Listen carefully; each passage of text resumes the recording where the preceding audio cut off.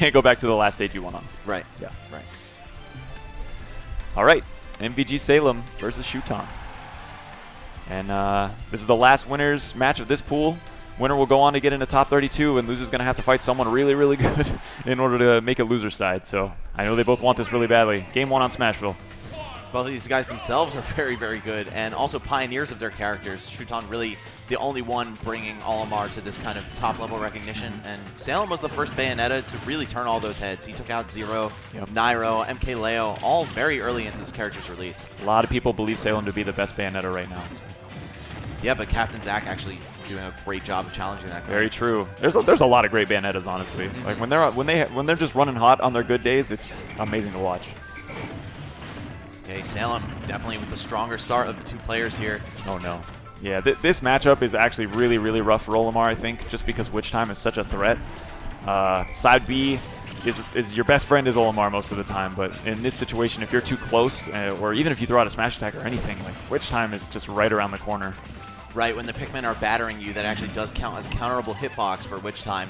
So Bayonetta can purposely let Pikmin latch onto her, then run up to Olimar, press down B at the right time, and you can see some ugly stuff start to happen. But Shuton doesn't care about any of that, sealing out the first stock pretty early and taking a nice lead here in Game 1.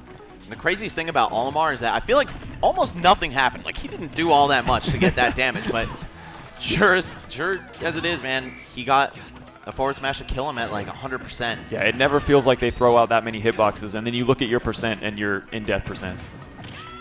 Shuton is on his way to a 2-stock right now if he keeps playing like this. Oh my god, he read that dive kick, but he just wasn't spaced properly for the forward smash to connect.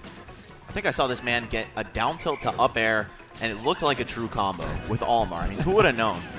Olimar has true combos? Definitely a lot of them. Yeah. But, I mean, we just haven't seen really the full extent. Yeah, there's not a lot of exposure for this character. Oh, and now he's got 2 blue Pikmin in his lineup, which is particularly dangerous because that means he can KO with a throw. Back air is going to go ahead and seal that stock out, though, so Shuton's going to get him a fresh new line. No blues to worry about right now, and without Rage, the up throw won't kill yet. Oh, that will. Bad DI on that, and Salem is going to go down a game here against Shuton. Yeah, and those red aerials are real strong, too. Okay, that was actually super dominant. That was almost a JV2. Yeah, I was just talking about how bad this matchup is, and Shuton proving me wrong, man. He's doing just fine. Yeah, I mean, Witch Time being a threat is kind of a factor you have to take into account for every matchup against Bayonetta, right? Yeah. So I guess that's not really enough to push it over the edge against Olimar. And, you know, thinking about it, I think Olimar would fare pretty well against this character just because he can play that keep-away game. Right. And that's really where Bayonetta struggles. As you said before, her neutral lacks a little bit, and she does get a lot of reward on hit, but if you're just never in her range, you don't have to worry about that punishment. Very true. And, you know, I've actually only seen Shuton throw Pikmin when it's a purple or a white. So when it really matters, like if you're going to get knockback or you're going to get a ton of damage, and it's actually worth the risk of getting Witch Time. That's a really good observation. Yeah. Again, he's very reserved. It's a lot of tilts and then combos off grabs and like Nair. But he doesn't side B very much at all. Okay, Salem playing that edge trap game. Very reminiscent of Zero, who just... Oh, what? Oh, no. Well, I mean, dropping a stock like Zero did today, I guess. Pretty much. Okay, so again, Shuton, all of a sudden, nice little lead. This is around the same percent he was when the last stock was taken. Great tech. Got to be good at teching if you're going to play a character like Olimar, because you're going to get edge guarded to hell and back. Exactly. We know that as Falcon Boys. Oh, yeah. Ex-Falcon Boys. Yeah, basically, if your character doesn't have a hitbox on that recovery, you are a sitting duck. You've got to be ready to hit that trigger. Okay, gets rid of the yellow. I guess he just doesn't find it useful in this situation at all. Narrowly avoiding the Beyblade there. That was a great fade back from Shuton. Just sitting with a purple and a blue. Apparently, that's enough. Yeah, you don't always need 3 Pikmin necessarily. Yeah. And plus, it makes your recovery go a little faster without having to throw them away. Ooh, the double air dodge. And again, that was a Matrix air dodge. Yeah, getting past that Beyblade, Bayonetta can just hold A, spin repeatedly while going down, and that covers so many options. God, that red Pikmin's range for the forward smash. So much range that actually almost connected. And Shuton gets out of a big combo there. That was Salem's big chance, I think. Olimar's like more of a sword character than Toon Link is. He really is. He's got those disjoints.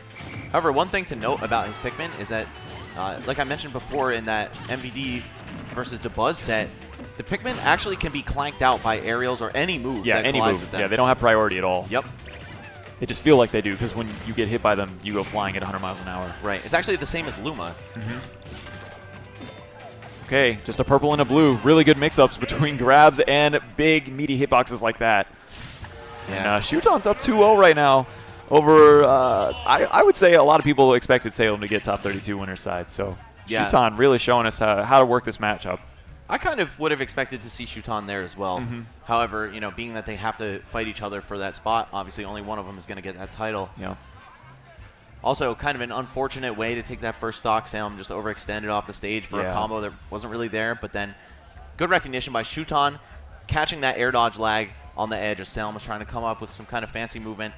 But now he's getting some counsel from Captain Zach, basically his main rival for the title of Best Bayonetta. Judging by what the hand motions they were making, I think he was just talking about the rhythm of the witch twist combos, because Salem was getting him all the way to the top and then wasn't able to seal out the stocks. So I'm pretty sure Captain Zach was just teaching him where and when to up air. Definitely makes sense, and Olimar being such a light, floaty, and short character makes him one of the most difficult, I would imagine, to combo with Bayonetta. True. One of the easiest and hardest to kill at the same time. Right. Also, the Japanese players are kind of the pioneers of smash DIing away from Bayonetta's combos. That's true. They had that whole chart that came out pretty much, even in the pre-patch days, like weeks after the character was released. These guys hit the lab and tried to figure out every possible out to that combo. They just knew she was going to be a threat. Oh, I'm sure everyone did, even after the trailer. Oh, yeah, dude, we saw the trailer and we're all like, okay, well, GG's. It's another top tier in town, boys. All right. Oh, there we go. That's that low priority on the Pikmin coming back to haunt Shuton as the Witch Twist was able to just plunge right through the down air attempt. Whatever Captain Zach told Salem, it's working out so far. Nice 30% lead here and stage control. I know he was looking for a back air there, but Shuton managed to fight his way back. See, like, what did he do to put him to 93%? Exactly, man. That's what I'm saying. You know what? Again, that's Champ in the back with the voodoo doll on the he's pins. Poking him, man. Yeah. Oh my god, it's so hard to time a down air punish on a witch twist. I can't believe that connected. That was afterburner kick. Yeah, afterburner kick. My bad. But either way, that hitbox is a monster, and it's crazy to time that. Yeah, but it is very vulnerable vertically. So if you go under it or on top of it, like Shuton just did, it is definitely snipeable. Shuton, man. Every time it looks like he's about to lose his stock first, he managed to find a way. Okay, got to pull some Pikmin. Looking a little dry. Yeah, build that army back up. This is a civil war after all. See, again, only throwing the white one. Throws the blue one there as well to kind of add a little bit of pressure, but he's never thrown a Pikmin when he's close by. Are you about to see the 30 and a handshake? It's looking like it, man. Salem looking a little lost. Is Team Zero about to take another hard L? Hey, man. We don't need to go that far. Come on. I was actually curious, so I just had to look to see which team Shuton was on. It's good to know he knows what's up. Shuton definitely going to lose that stock to a witch. Oh, my God. Salem putting a mark on it, man. It's like, you know how in SpongeBob, the episode where they have the curse words, like if you need add a little to your sentence. Just I don't watch SpongeBob. Thanks, kid. Are you joking? Yeah, I didn't watch SpongeBob. You're an adult. You're too old for cartoons. Shuton! Wow, Shuton. All right, yeah. Wow. Okay. 3-0 for Shuton. That was clean, man. That was not that competitive of a set, I would say. Game 2 was the closest call, and it wasn't terribly close. You know, the more I think about it, there are a lot of Japanese players who either have a Bayonetta or secondary Bayonetta, so it makes a lot of sense that Shuton is well-versed in that matchup. Yeah, I actually played Abadongo in winner's bracket today, and he busted out Bayonetta against me. I'm like, yeah, exactly. They all have one. It feels like they all have one. And, of course, there's ECAP, QB. What other prominent Japanese bands? I mean, just those two. Yeah, right off the that's bat enough. That's enough to learn the matchup for sure. Okay, well, it looks like Shuton's going to advance to top 32 winner's side. Definitely. And Salem's going to have to do it the hard way if he wants to take this tournament home. I can't believe how convincing that was.